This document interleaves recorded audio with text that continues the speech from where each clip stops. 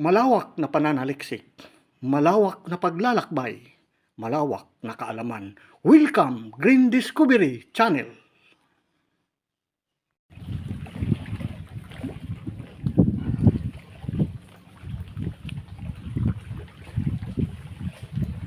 Magandang araw sa lahat. Dito tayo ngayon sa gilid ng dagat. Kung makita natin ay doon yung pinaka-main na ang ating pinuntahan ngayon dito ay isa daw butas na malaking bato na kinuhaan ng treasure. Itong mga bato dito ay ito na yung ating ngayon na-discovered or ating ngayon tutuklasin na sinasabi na pinaglalagyan dito o nakuhaan na kayamanan nung itinago ng World War II ng mga Japanese. Let's go at pupuntahan natin kung ano ba talaga or totoo ba.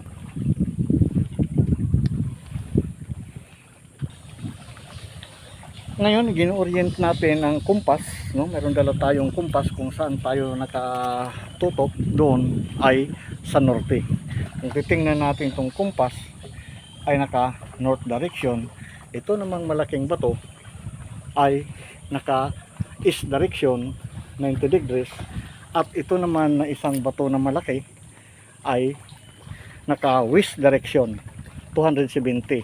At ito namang likod natin na mayroon parang malaking animals character, di na natin pupuntahan doon dahil marami daw dito malaking ahas, ay nasa south direction 180 degrees. Ngayon pupuntahan natin kung saan nakuhaan na butas or binutas nila na pinaghihinalaang kayamanan. Kung mapapansin natin itong mga bato ay nakakamangha na napakalaki. Nagkalakihan dito sa gilid ng dagat na covered siya ng mga mangrove. Na kung titingnan lamang doon sa unahan ay mga kahoy lamang ito. Pero pag nilapitan natin ay isa pala itong nakakamangha ng mga malalaking bato na imposible ito na man-made. Kung makikita natin ay meron ditong sinasabi nilang na treasure markers, book and sign, na meron dito siyang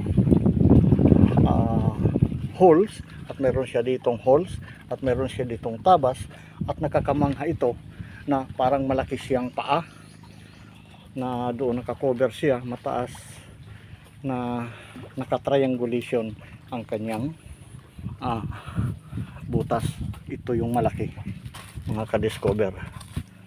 Tingnan natin. Ayan, naka-triangulation siya dito sa unang butas, at ito naman yung pangalawa na malaki na may siyang hole dot.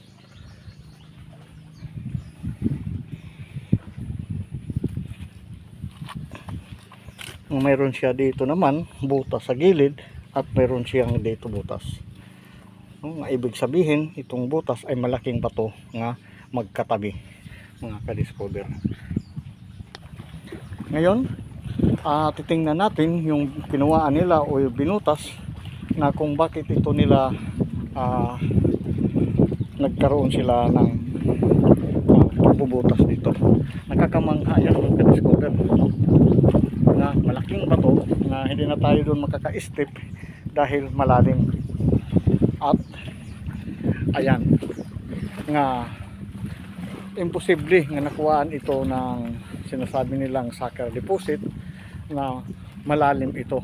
Hindi na natin malalapitan dahil tayo tatawid nga tayo na itong malaking bato, mga ka-discover.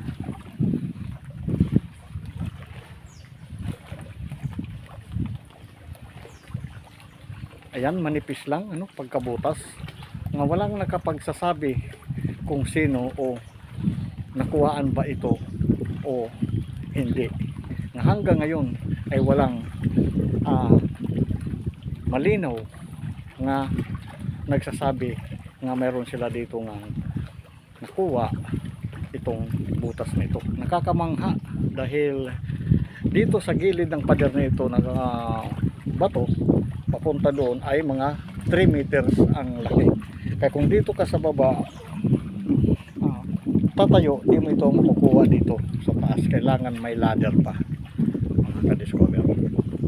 Ayan, bago lang ito siguro po mga hindi pa itong katagalan na panahon na ang nakakamangha na ating natuklasan na totoo kaya ang sinasabi nilang nakuha na treasure dito, na hanggang ngayon wala nakakapagsasabi na kung sino kung ano ang katotohanan.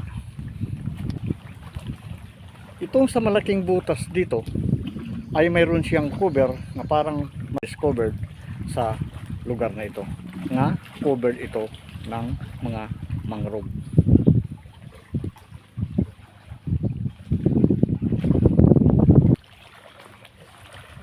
Ngayon, dito natin makikita yung butas doon, no? At saka ito, parang barko na malaki.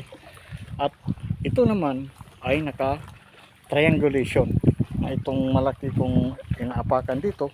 At saka, ayan, kahaba na parang dinosaur. At ito yung sinasabi kong kanina na sea turtle na hugis pawikan, na mayroon doon siya sa gilid, para siyang inukit, na mayroon din siyang lalapitan natin mga butas dot ito malalaki, 1, 2, at saka dito sa center ito butas, mayroon siya naka-triangulation, 1 malalim, saka ito, at saka mayroon dito ay discovered na para siyang mata.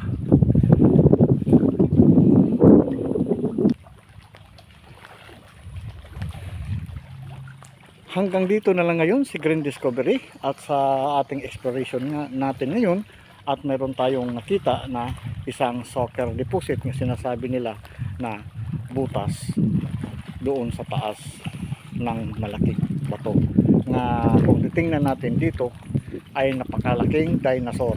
Ayan ang liig niya na nakaharap doon sa isa din, parang baby dinosaur. Yung katawan niya, at ito yung barko na parang nakalubog.